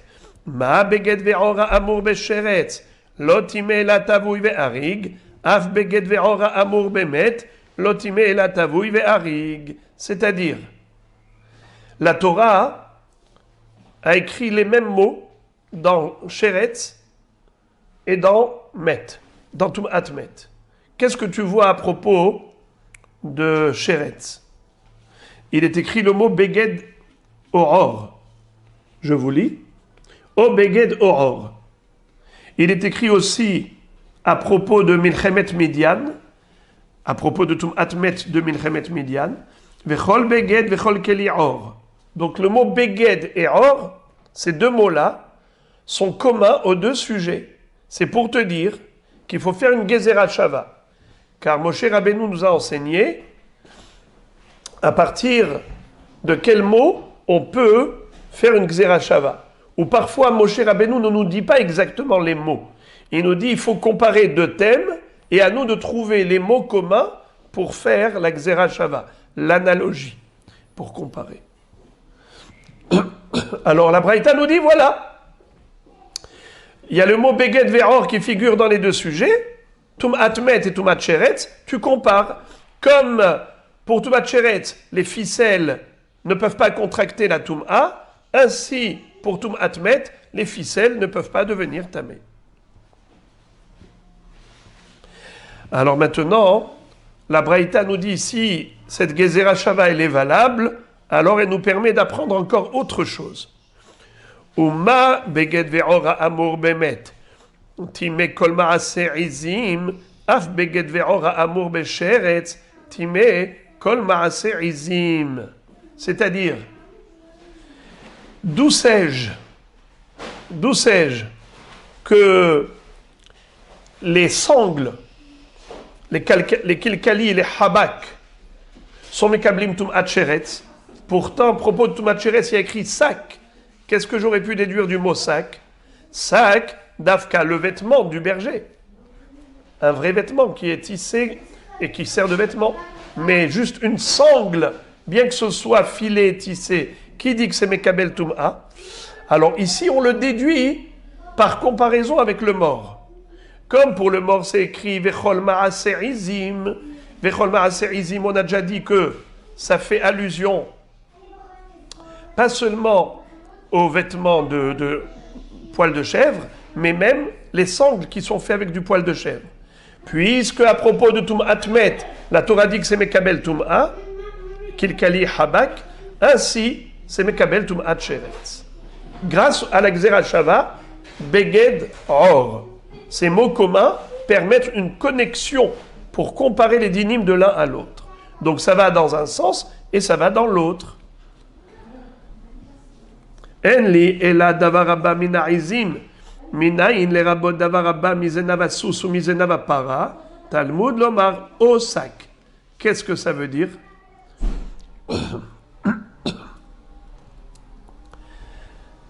Quelque chose d'extraordinaire. Vous vous rappelez que précédemment on avait dit que les sangles, d'où sait-on que les sangles faits avec du poil de chèvre, c'est Mekabel Tum'a? Vous vous rappelez? On avait dit que c'est Mekabel Tum'a grâce au mot O. Vous avez écrit O, sac. Comme sac, il est avoué harig, alors même qu'il kalive habak, c'est avoué harig. Et comme sac, c'est Mekabel Tum'a, Tum'at Sheretz, ainsi qu'il kalive habak, c'est Mekabel Tum'at Sheretz. Mais maintenant, la Gemara a changé d'avis, puisqu'elle nous a cité une braïta qui nous dit que d'où sait-on que Kilkali Habak c'est Mekabel Tum'at Sheretz par comparaison avec Tum'at Met. À propos de Tum'at Met, il est écrit clairement Vechol Ma'aser Izim, tout keli fabriqué avec du poil de chèvre.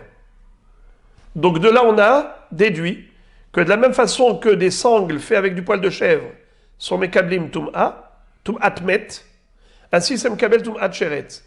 Alors maintenant, retour à la case départ. À quoi il sert le mot O, sac, qui figure dans Sheretz? La Braïta, maintenant, elle s'en sert différemment. Et elle nous dit, O, sac, à quoi il sert? Puisqu'il ne sert à rien. Il vient les rabot, zanavasus ou znavapara. Si j'ai fabriqué des sangles avec des queues de cheval ou avec des queues de vache, alors, en effet, c'est Mekabel Tum'a. D'accord? Pas uniquement du poil de chèvre. On vient nous dire que on peut être Mekabel Tum'at Sheretz, même si ça a été fabriqué avec du poil de cheval, du poil de queue de cheval, ou du poil de queue de vache. La Gemara ouvre une parenthèse, elle dit « Excuse me, arrête un instant. Tu es en train de faire une dracha du mot O, O sac. Les rabot, zenavasus ou znavapara. Mais le mot O, tu l'avais déjà utilisé pour les rabot kilkeli vehabak. Veha apikte, les kilkeli vehabak, que c'est Mekabel Tum'at Sheretz.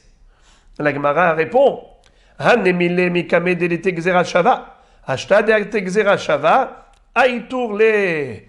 Qu'est-ce que ça veut dire? Quand est-ce qu'en effet j'avais cru que on avait besoin du mot O pour être merabé kilkeli habak letum atcheretz? C'est lorsque je n'avais pas encore apporté la gzera shava. Mais maintenant qu'on a cité la braïta qui nous enseigne cette gzera shava, alors on n'a plus besoin de déduire le din de tum atcheretz pour kilkeli habak par le mot O.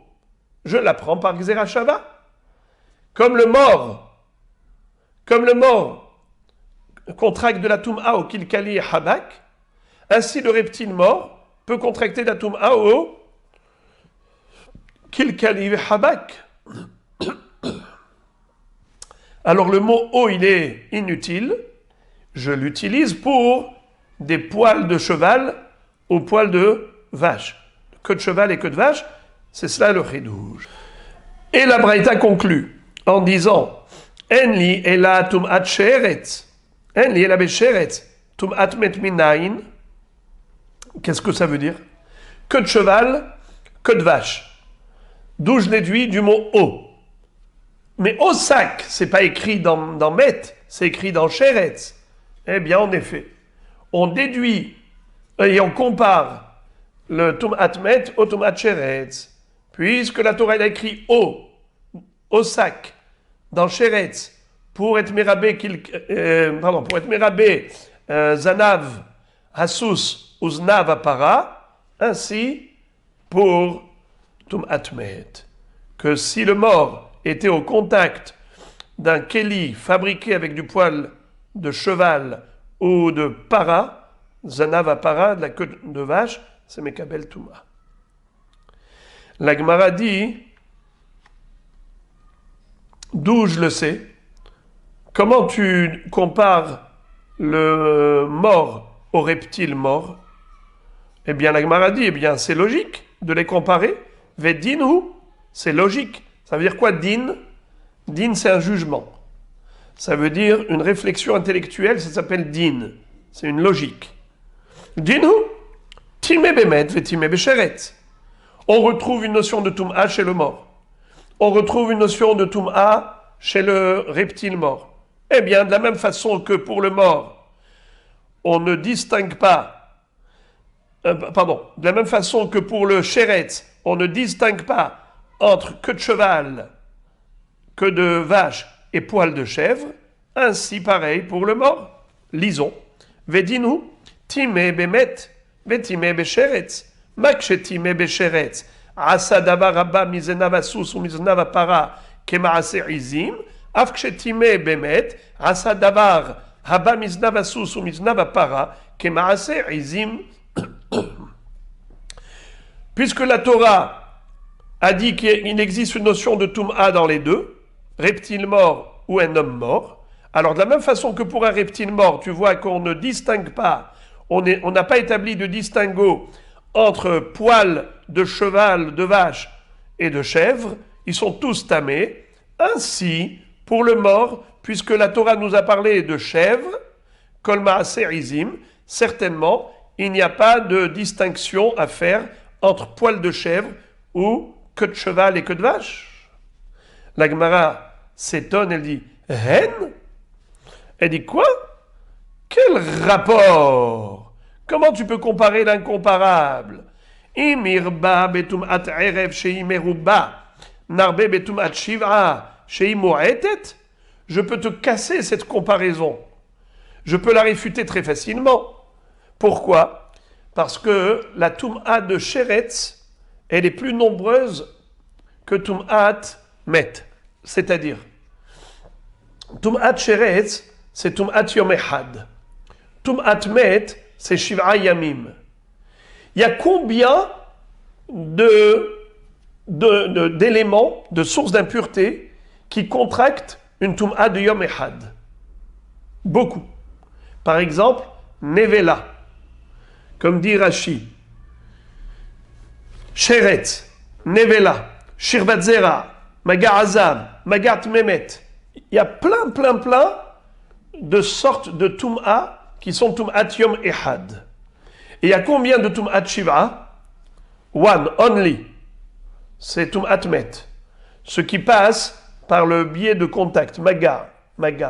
Parce qu'il y a des tum'at shiv'a. Par exemple, la nida, elle est tamée pendant 7 jours. La zava, 7 jours, shiva nikim, et ainsi de suite. C'est sûr qu'il y a des tum'ot de shiv'a. Mais par le biais du magar, par le biais du contact, il n'y en a aucun par le mort. Tout ce que tu touches ne te rend jamais tamé shiv'at yamim. Toutes les sources d'impureté sont tamées que yom echad. C'est ce que la Gemara nous donne comme réfutation. Et elle nous dit donc, il se peut qu'en effet, la queue de cheval et la queue de vache, si on a fabriqué avec ça, quoi que ce soit, c'est mekabel tum'a, car on parle ici de tum'at sheretz. Comment on l'apprend de au sac? Puisqu'il y a écrit au sac, c'est mekabel. En effet, tum'at sheretz yom echad. Mais qui te dit que pour une tum'at met, qui est exceptionnelle, la preuve c'est que c'est Shiv'a Yamim qui te dit que pour une Toum'a exceptionnelle, on va être métamé même des objets qui sont fabriqués avec de la queue de cheval et de la queue de vache. Peut-être que non. Talmud Lomar, Beged Ve'or, l'Ixera Shava. Neemar Beged Ve'or Besheretz, Neemar Beged Ve'or Bemet.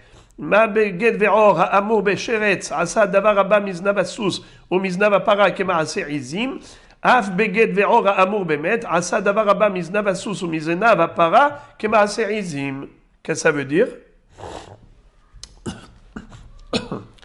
Étant donné que nous avons une Gezerah Shava, c'est-à-dire des mots communs aux deux sujets, Tumat Met, Tumat Sheretz, on a déjà vu que le mot Beged Ve'or figure dans les deux thèmes, eh bien, maintenant on n'a plus de questions à poser. Ça veut dire, tu peux réfléchir avec ta tête et réfuter toute comparaison lorsque la comparaison est basée sur une raison. Et si tu dis comparaison n'est pas raison, grâce à ta logique, tu réfutes la comparaison. Mais lorsque l'analogie n'est pas basée sur une comparaison logique, elle est basée sur une Gzera Shava parce qu'il y a des mots communs qui figurent dans les deux textes.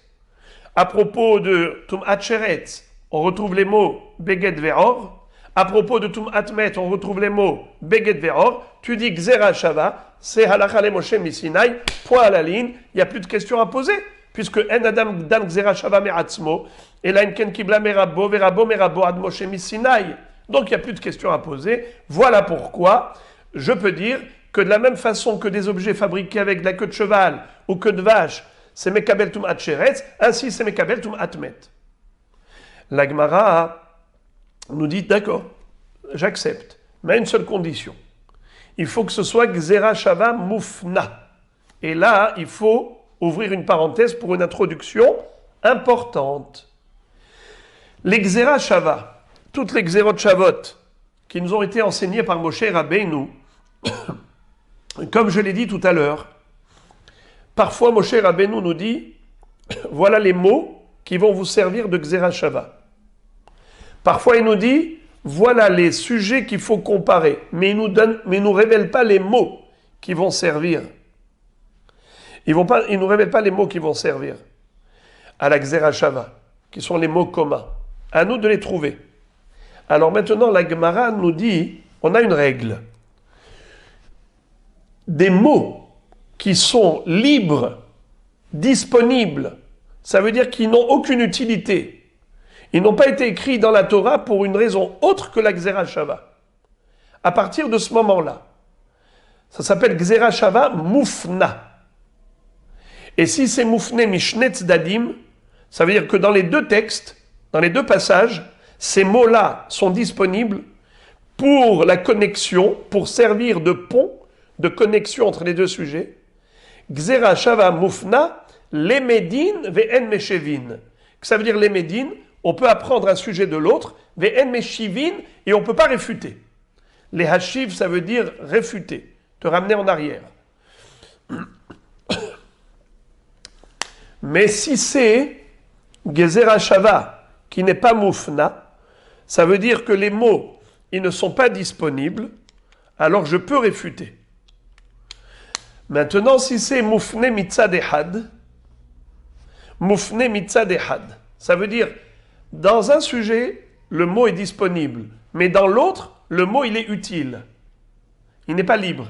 Alors on dit comme ça, les Médines ou Meshivin. On peut comparer, mais si j'ai une raison de ne pas comparer, ça veut dire que j'ai une kushia, je peux te casser la comparaison.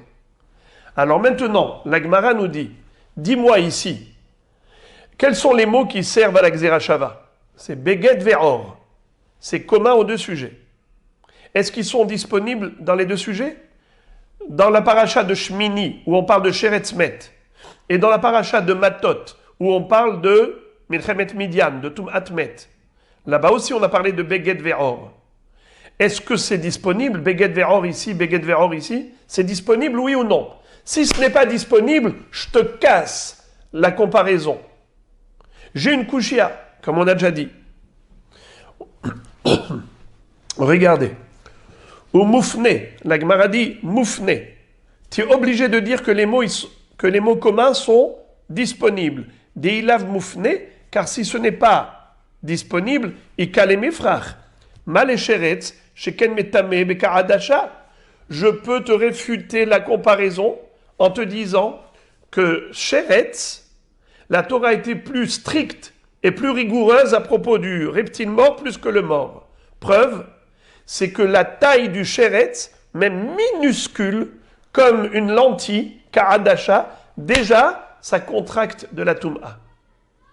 Alors que le mort ne peut communiquer de la toum'a que s'il y a minimum kazaït minamet. Si, chas v'shalom, il y a un accident et que la personne, la pauvre, elle a été éclatée et qu'il y a eu un morceau de chair du mort qui s'est retrouvé quelque part et quelqu'un l'a touché, eh bien, s'il y a kazaït minamet, il est tamé. Mais si le morceau de chair était inférieur à kazaït, ça ne peut pas communiquer de la toum'a. La personne qui a touché, elle n'est pas tméa. Donc tu vois que, dans un certain sens, toum'at sheretz est plus hamour que toum'at met.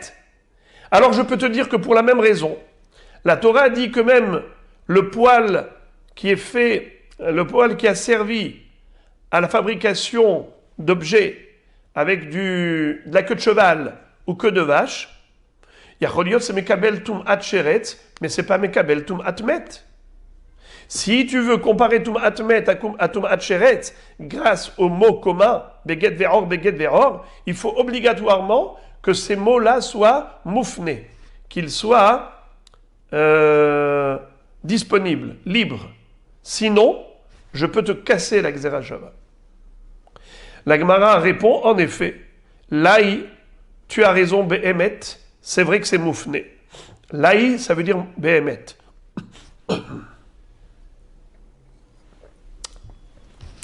Afnouye moufné. Pourquoi? D'où je sais que c'est en plus que la Torah l'a écrit spécialement pour la Gzera Shava, que ça n'a aucune autre utilité. Pourquoi? Parce que je t'explique ainsi. Quelle est la preuve que c'est moufné?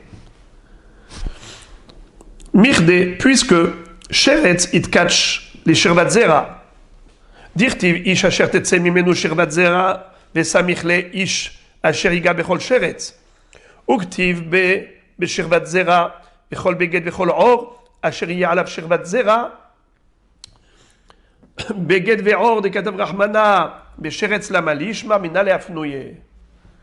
Étant donné que dans Parashat Shemini, à la fin, nous voyons que la Torah a comparé le din du reptile mort au din du shirvat zera, le spermatozoïde. Quelqu'un qui touche du sperme devient tamé. Quelqu'un qui touche un sheretz mort devient tamé. Et la Torah écrit les deux sujets un à côté de l'autre. Ish asher tetse mimenu shirvat zera. Et juste après, il est écrit Ish asher yiga bechol sheretz. Un homme qui touche un sheretz. Et dans shirvat zera, c'est déjà écrit Bechol beged bechol or asher yiga alav shirvat zera. Pourquoi la Torah avait besoin d'écrire beged et or dans Tum'at sheretz? Mais puisqu'elle a juxtaposé les deux, et on fait un hekesh, juxtaposition pour comparer, en meshivin à la hekesh, n'est-ce pas? Donc le hekesh, il sert à cela, à comparer. Puisqu'on a comparé la Tum'a du shirvat zera, plutôt Tum'a du sheretz met, à la Tum'a de shirvat zera, et dans shirvat zera, il y a écrit beged et or. Pourquoi tu as besoin d'écrire beged et or dans sheretz? C'est inutile. Eh bien, c'est pour rendre ces mots disponibles pour la Gzera Shava. Très très bien. La Gemara dit, ok, tu m'as convaincu, ces mots, ils sont disponibles pour la Gzera Shava, mais ils sont disponibles qu'au niveau du sheretz. Démontre-moi maintenant que même les mots beged et or, qui sont écrits dans Tum'at met, qui sont aussi disponibles. Et ils n'ont été écrits que pour cela. Alors la Gemara pose la question, elle dit, Ve'arte mufne mitzad echadu. Hanicha leman de amar mufne mitzad echad lemedin ven meshivin. Ela leman de amar lemedin ou meshivin maïka lememar.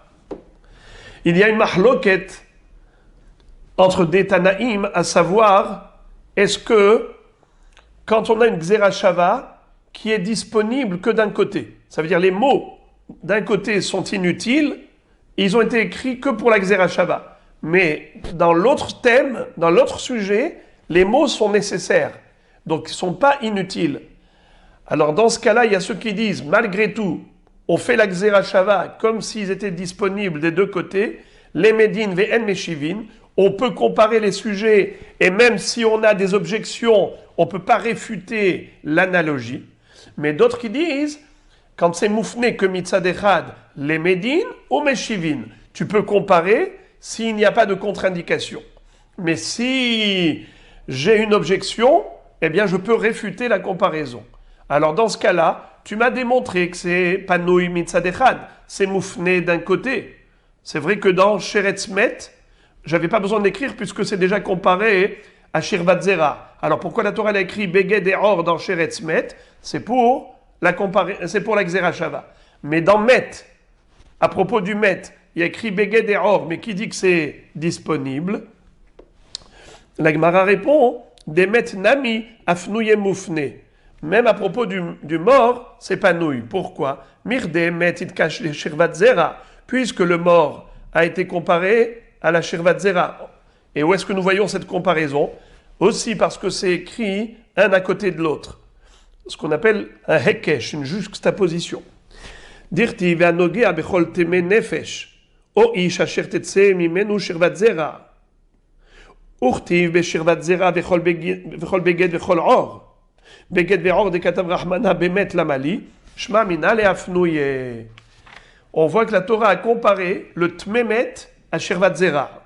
C'est quoi Tmemet? Quelqu'un qui a touché un mort. Celui qui touche une personne qui a touché le mort, c'est comme si elle touchait du Shirvat Zera.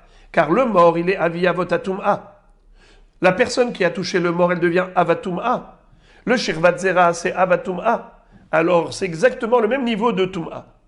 Tmemet et Shirvat Zera, kif kif, pareil. Alors, on nous dit comme ça.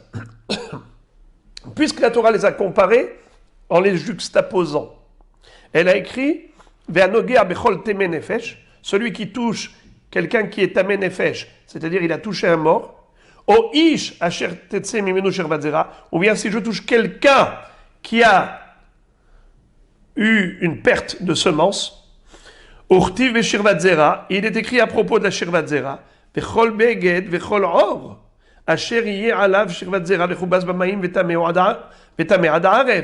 Que tout beged ou toute peau qui était au contact de Shirvat Zera, il faudra le tremper au mikvé pour le purifier. Alors, pourquoi la Torah avait besoin d'écrire beged et or à propos du mort? Puisque le tme nefesh, tmemet, il est comparé à Shirvat Zera. Et à propos du Shirvat Zera, c'est déjà écrit Beged ve'or. Donc inutile d'écrire à propos du mort Beged ve'or. Alors pourquoi dans Milchemet Midian, il est écrit là-bas Vechol Beged, Vechol Keli Or, Vechol Maase Izim, Vechol Keli Etz Tithatta'u. C'était inutile. Donc forcément, c'est pour nous dire que la Xerashava, tu peux l'établir.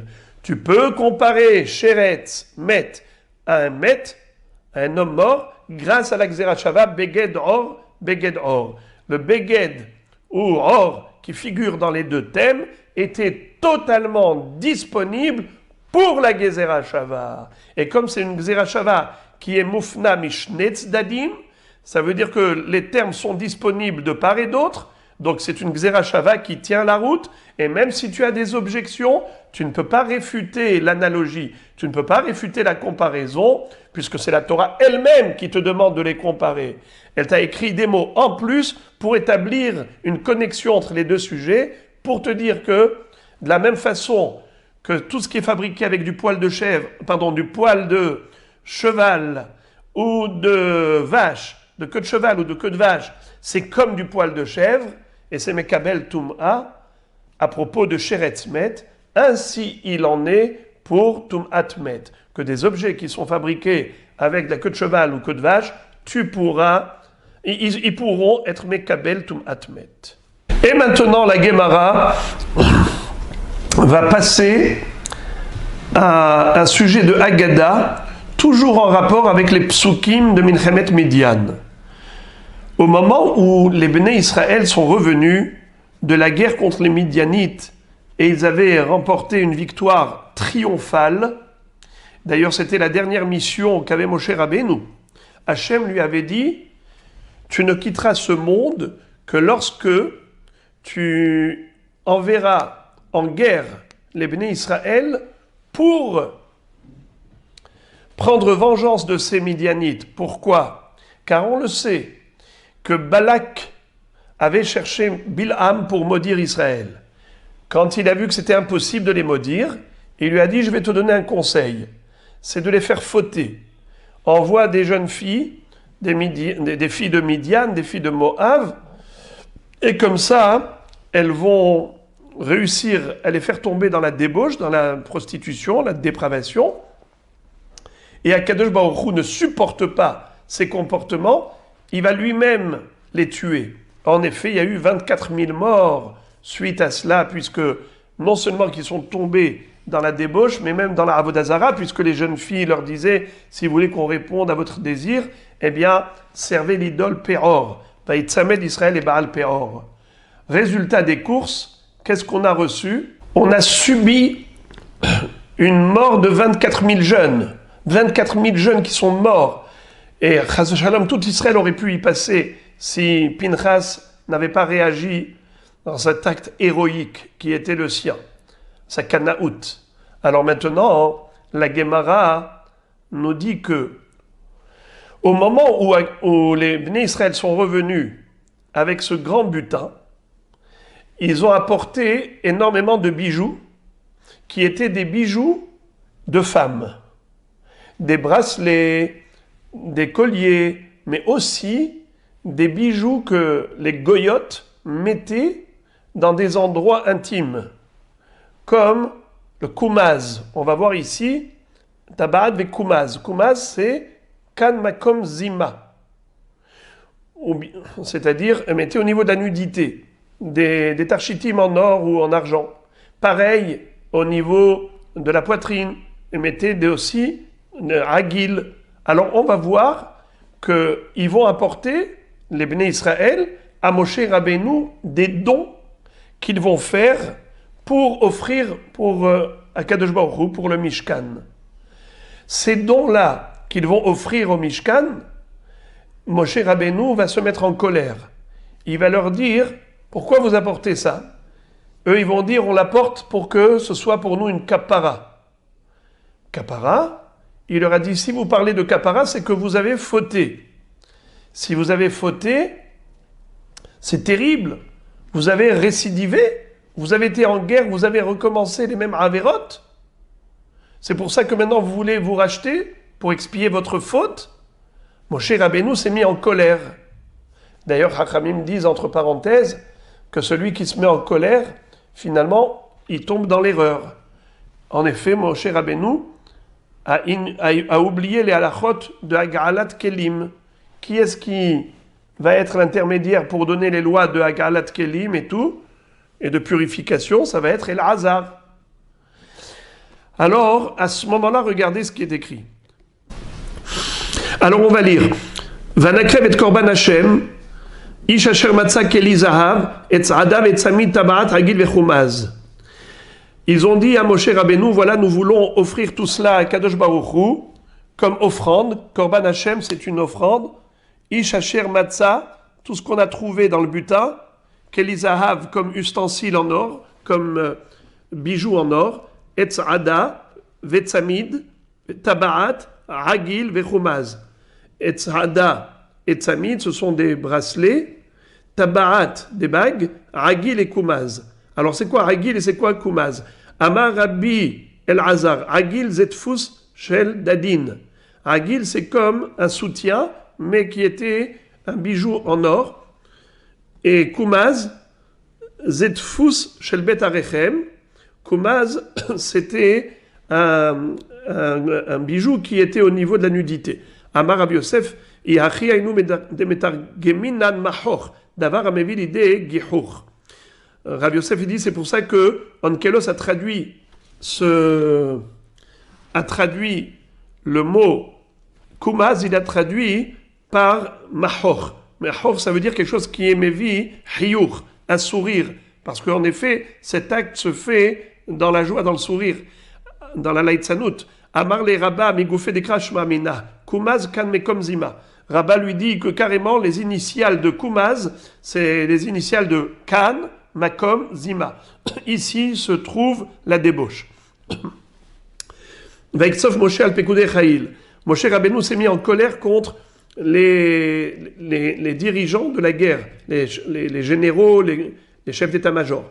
Amar Rav Nachman, Amar Rabba Baravua, Amar Lahem Moshe l'Israël. Moshe leur a dit, Shema Chazartem ekilkulchem arishon, est-ce que vous avez refait la même faute, c'est-à-dire vous avez fait znout, la prostitution avec ces jeunes filles? Amrou lo nifkad mimenu ish, chasve shalom, lo nifkad mimenu ish, il manque aucun homme. C'était sur le plan spirituel, au sens figuré, pas seulement au sens propre. Regardez le dernier rachis de la page. Lo nifkad, lo nehsar midat yehudit. On n'a pas perdu de nos valeurs et de notre identité juive. Amar lahem imken kapara lama. Pourquoi alors vous demandez une kapara en apportant tous ces cadeaux? Amrulo imide avera yatsanu mide hirhur lo yatsanu. Bien que nous n'ayons pas fait des actions de avera, mais malheureusement, en voyant toutes ces filles et tout ça, eh bien, on a eu des marchavot de avera. Et pour ces marchavot de hirhur et avera, pour ces pensées négatives, on voudrait une kapara. C'est pour ça qu'on apporte tout cela comme cadeau. Tana de Rabbi Ishmael, mipnema hutzrechu Israël shebeoto ador kapara. Pourquoi ces Bnei Israël à ce moment-là, ils avaient besoin de kapara? Mipene shezanu enehem mina irva. Parce qu'ils ont nourri leurs yeux de la irva, de femmes, de nudité, c'est-à-dire de femmes qui étaient dans toutes sortes de tenues. Alors, le Maharsha dit que Zanou, ça vient du mot Znout. Rachid dit que ça vient du mot Mazon. Chez Nehenu, qui ont profité de leur regard de femmes interdites. Amar Rav Shechet, Mipnema mana katuv tarshitim shebachutz im tarshitim shebifnim, lomar lecha kol hamistakel betzba ktana shel isha kilu mistakel bemakom haturfa. C'est-à-dire, pourquoi est-ce que la Torah, quand elle a énuméré les kelim qu'ils ont rapportés avec eux de ce butin, elle va dire Etzadat, Samit, Tabaat, Agil, Kumaz. Qu'est-ce qu'on a besoin de savoir? Qu'est-ce qu'ils ont apporté? Ils ont apporté tout simplement des tarshitim. Elle aurait pu dire de manière générale. Réponse, c'est pour mettre en comparaison le Kumaz et le Tabaat. Tabaat, c'est sur le doigt. Kumaz, c'est Bemakom Zimba, au niveau de la nudité. Pour te dire que celui qui observe et regarde une femme, même au niveau de son petit doigt, si cette femme ne lui est pas permise et que son regard est uniquement pour profiter de sa beauté, eh bien c'est comme s'il avait regardé la nudité. Ça veut dire on a le droit de voir mais pas de regarder, dans le sens où un homme ne doit pas chercher à jouir de la vue d'une femme qui lui est interdite. Et c'est pour cela que la Torah nous a montré la gravité au travers de la comparaison de tous ces tarshitim. Regardez Rashi, deuxième ligne. Lomar lecha mistakel be'etzba sheimakom tabaat kemistakel be'makom kumaz share kaparazu al shenistakluba. La kapara, elle était nécessaire pour le regard interdit, pour le regard qui n'est pas permis. Voilà Rabotai.